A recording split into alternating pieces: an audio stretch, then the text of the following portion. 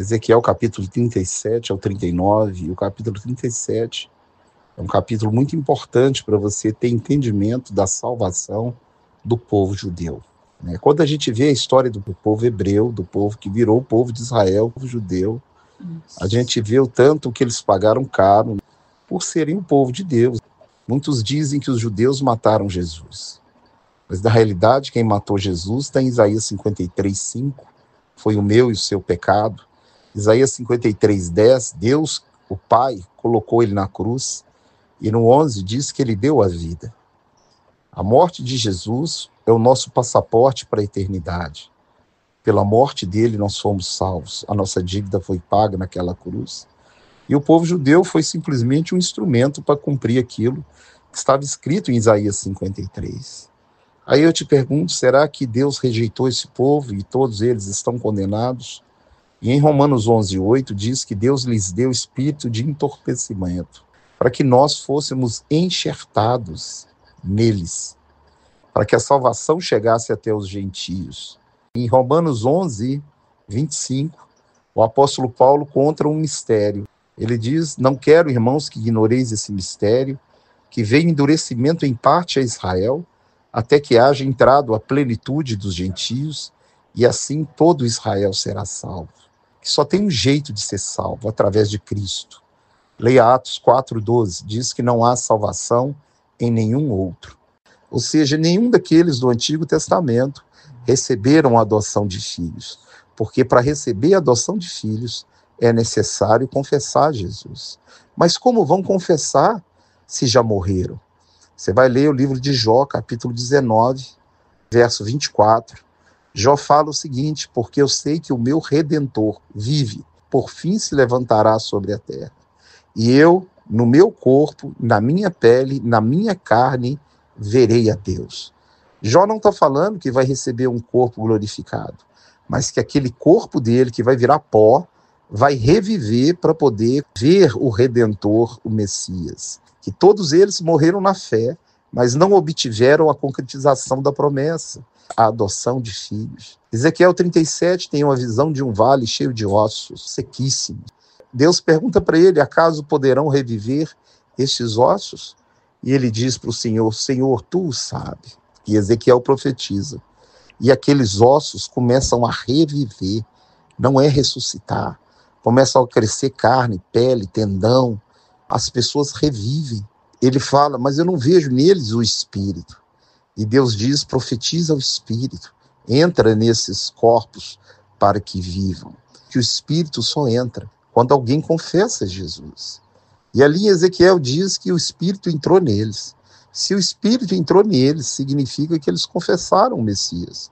Lá em Zacarias 12:10 diz o seguinte: sobre a casa de Davi e sobre os habitantes de Jerusalém, derramarei o espírito de graça e de súplica. Olharão para aquele a quem transpassaram. Quando Jesus voltar à casa de Israel, os judeus olharão para aquele a quem transpassaram.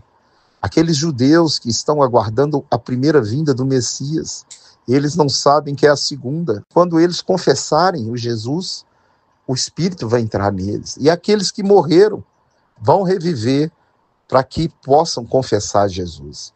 E esse vale, se você ler Zacarias 14:4, diz que quando Jesus voltar, colocará os pés no Monte das Oliveiras, o monte fendirá pelo meio. No Monte das Oliveiras há um cemitério antiguíssimo, um cemitério gigante, porque todo judeu quer ser enterrado ali. Ele crê que quando o Messias colocar os pés naquele monte, ele vai reviver. Ele ainda não reconhece que é Jesus, mas quando Jesus voltar, Jesus vai manifestar a eles como Yeshua, o seu nome hebraico, pois os irmãos de Jesus não reconhecem Jesus, mas quando ele voltar, Jesus vai arrebatar a igreja e vai manifestar os seus irmãos como Yeshua, e eles vão olhar para aquele a quem transpassaram. Deus vai tratar com eles, com o seu povo, um povo muito sofrido, porque foi perseguido por ser o povo de Deus e ainda é perseguido. Capítulo 37 de Ezequiel, ele pergunta quem são esses ossos, e Deus fala: são toda a casa de Israel, e dizem: pereceu a nossa esperança, estamos de todos consumidos. Pois a esperança deles não pereceu, ela vai vir. Jesus vai voltar, também é a nossa esperança. Deus promete trazê-los de todas as nações para onde eles foram espalhados. Essa é uma profecia que está se cumprindo hoje, Ezequiel 37, 21 a 25, o retorno dos judeus para sua terra. E agora ele fala da batalha do Armagedon, de Gog e Magog.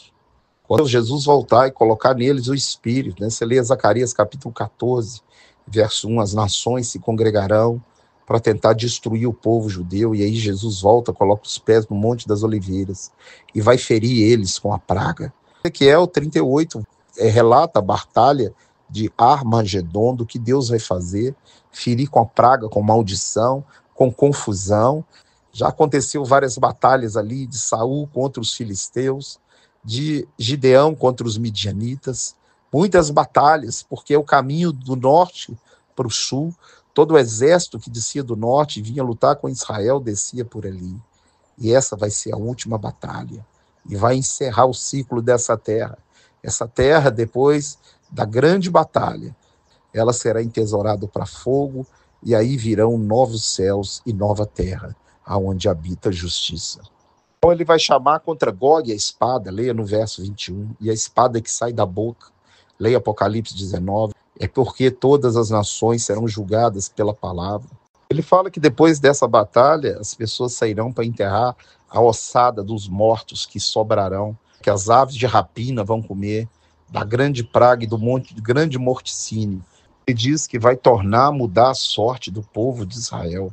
Não vai apartar do meio dele, nunca mais adorarão os seus ídolos, as suas abominações, pois o nome do Senhor e o Senhor estará no meio deles. No verso 29, ele fala que vai derramar do seu espírito sobre a casa de Israel. Que Deus abençoe e guarde a você, te livre de todo mal. Em nome de Jesus, um grande abraço. Fica na paz.